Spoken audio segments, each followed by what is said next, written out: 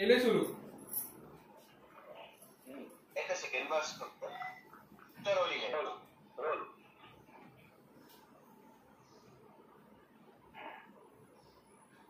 नमस्कार. नमस्कार. कोणी ओळख करून द्या. हे आमचे आहो कैलास मधुकर इनामदार आणि हा माझा लेख अमेय कैलास इनामदार. नमस्कार. नमस्कार. अमेय काय करतो तू? माझं ग्रॅज्युएशन झालंय आणि सध्या केसरी टूर्स मध्ये टूर मॅनेजर म्हणून आहे. अरे वा. हो. किती वर्ष झाली? 3 वर्ष झाली सर. पण आता या सगळ्या वातावरणामध्ये सगळं टुरिझम सध्या ठप्प झालेलं आहे. हो. त्याच्यामुळे दडपण असेल थोडं. हो दडपण तर आहेच, पण आता काय ऑप्शन नाही त्याला. नाही पण सगळ्या या गोष्टीवरती म्हणजे नक्की लवकरच तुम्ही सगळे टेक ऑफ घ्याल. येस नक्की. टेक ऑफ पुन्हा सगळं व्यवस्थित होणार. हो नक्की. काय सांगणार आई बाबांबद्दल? आई बाबांबद्दल सांगायचं म्हणजे चांगले आहेत दोघे पण, खूप प्रेमळ आहेत. लहानपणापासून म्हणजे माझे जास्ती हट्ट नसतात, तेच समोरून जे काय असेल ते आणून देतात. हे खरंय. कधी हट्ट केला नाही. पण एखादी गोष्ट सांगायची असेल तर कोणाला सांगणार? आधी कोणाला सांगणार, आई की बाबा? आधी आईला सांगतो गोष्ट पहिले. असं का? आई पहिले व्यवस्थित समजून घेते, चुकीचं असेल तर पहिले समजवते, मग ती पुढे बाबांपर्यंत जाते ती गोष्ट. बाबांकडे समजा डायरेक्ट एखादी गोष्ट सांगितली तर काय होईल असं वाटतं? कशी प्रतिक्रिया येईल? म्हणजे प्रतिक्रिया तू पहिले अशी थोडे रागीट प्रतिक्रिया येईल अशी भीती वाटते.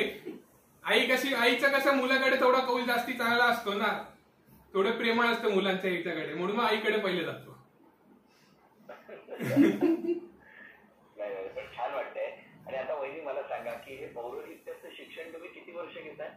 मी गेले 7 वर्ष पौरोहित्याचं शिक्षण आमच्या म्हणजे रुद्राणी पुरोहिता मंडळामध्ये, जे अंजली काळे यांनी 1989 साली सुरू केलं शिक्षण, आणि नंतर त्यांनी त्यांच्या मुलीला त्याच्यामध्ये ट्रेन केलं आणि त्या दोघींनी मिळून आतापर्यंत 400 पुरोहित आमच्यासारख्या तयार केलेल्या आहेत. तर गेले 7 वर्ष मी त्यांच्या क्षमाताई जोगळेकर आहेत, माझ्या मॅडमचं नाव क्षमाताई जोगळेकर, त्यांच्याकडे शिकते. खूप छान. बरं मला सांगा कैलासजी, तुम्ही अशा पद्धतीने नोकरी व्यतिरिक्त दुसरं काही करायचं असा कधी विचार केला नाही? तसं या माऊलीनं ठरवलं की आपण पौरोहित्य करावं, तसं कैलासजी तुम्ही काहीतरी करावं असं तुम्हाला कधी वाटलं नाही? आता माझं आता राहिले, आता रिटायर झाल्यानंतर मला पण तिच्याबरोबर करावंसं वाटते आता पौरोहित्य. त्याच्यासाठी खूप पाठांतराची आवश्यकता असते. हो पाठांतर करणार तुम्ही तेवढं? हो पाठांतर आता ती आहे घरामध्ये, ती शिकवेल मला थोडं तरी. गुरु माऊली.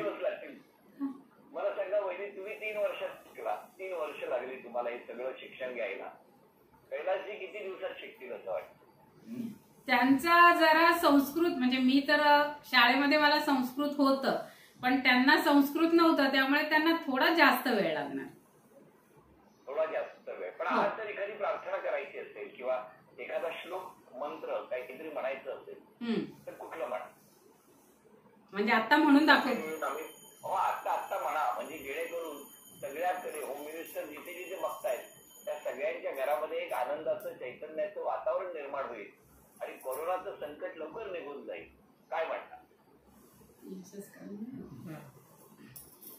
ओम यशस्करं बलवन्तं प्रभुत्वं त्वमेव राजाधिपतिर्बभूव संकीर्णनागाश्वपतिर्नराणां सुमंगल्यं सततं दीर्घमायुः.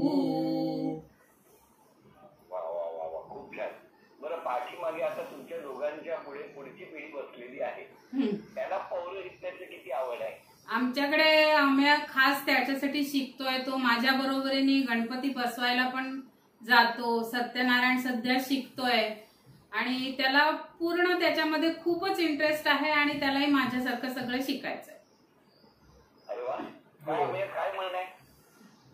मन शिकायचं. आता पहिले जेव्हा आईने मला पहिल्यांदा सांगितलं की आता मी या पुरोहित्य वगैरे शिकतेय, तर तेव्हा मला खूपच अभिमान वाटला आईचा की बाबा आई शिकतेय या याच्यात.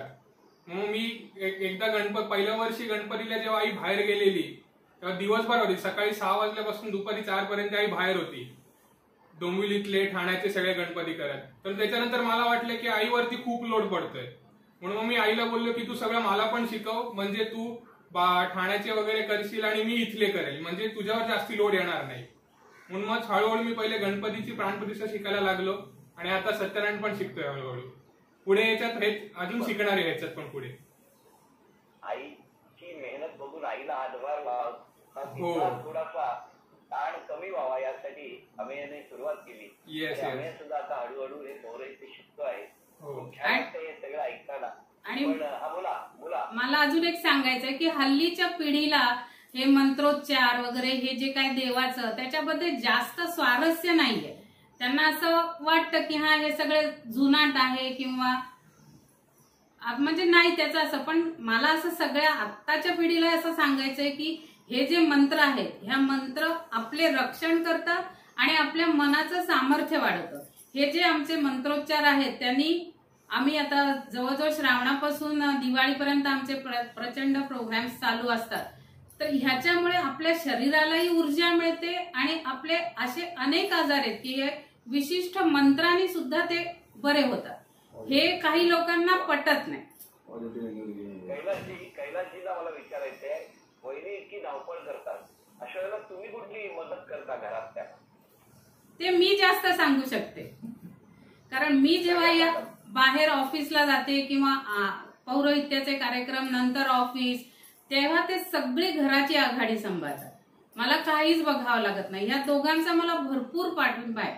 अगदी म्हणजे माझे खंबीर पिलर्स आहेत ते दोघं पण. अरे किती छान. बरं आता ना मला बघायचंय तुम्हाला ते बक्षीस मिळवून देणार आहेत का कैलासजी? कैलासजी आता कुणी तुम्हाला प्रॉम्प्टिंग करणार नाही. एक समोर शब्दकोड येणार आहे, त्या शब्दकोडामध्ये गाळलेल्या जागा भरायच्या आहेत आणि गणपती बाप्पांची जी नावं आहेत ती पूर्ण करायची आहेत. आणि तिघांकडे बघणार आहोत, कुणी तुम्हाला सांगणार नाही. तुम्ही आता या माऊलीला बक्षीस मिळवून देणार का हे आम्हाला बघायचंय. आणि त्यासाठी शब्दकोड स्क्रीनवरती येते. तर नावं शोधायची आहेत ना, रिकाम्या गाळलेल्या जागा नाहीये, खूप सारे अक्षर आहेत त्यांच्यामध्ये. आता समोर खूप अक्षर असणार आहेत शब्दकोड्यामध्ये आणि त्यामध्ये तुम्हाला नावं शोधायची आहेत गणपती बाप्पाची. लक्षात ठेवा. चला बघूया. चिंतामणी. चिंतामणी एक. कुणी प्रॉम्प्टिंग करू नका, ऐकायला येतंय, रेकॉर्ड होत आहे.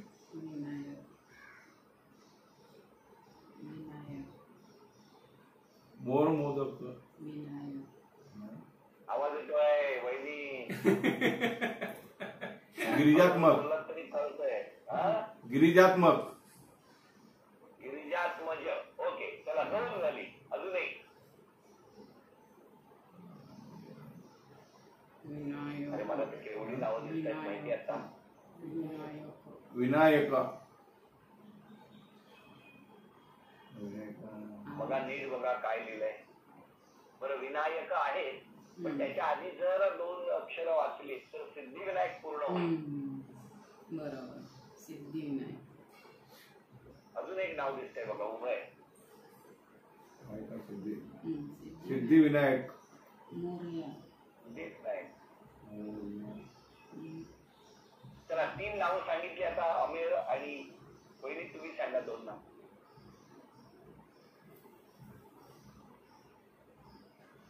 हॅलो. हा तुम्ही सांगा आता 2 नाव. हो. मोरया. मोरया बरोबर. आणि लंबोदर असं नाव आहे बघा. हो. चला अभिनंदन वहिनी, अभिनंदन. धन्यवाद. ही नावं शोधून दिल्याबद्दल आणि त्या शब्दकोड्यातली ती नावं अचूक शोधली कैलासजींनी आणि त्यामुळे वहिनीला मिळत आहे चांदीचं जास्वंदाचं फूल आणि चांदीची अन्नपूर्णा. अभिनंदन. काही क्षणांची विश्रांती. व्हिडिओ रेकॉर्डिंग स्टॉप करा आणि लगेच सुरू करून घेऊन बसता. रेडी.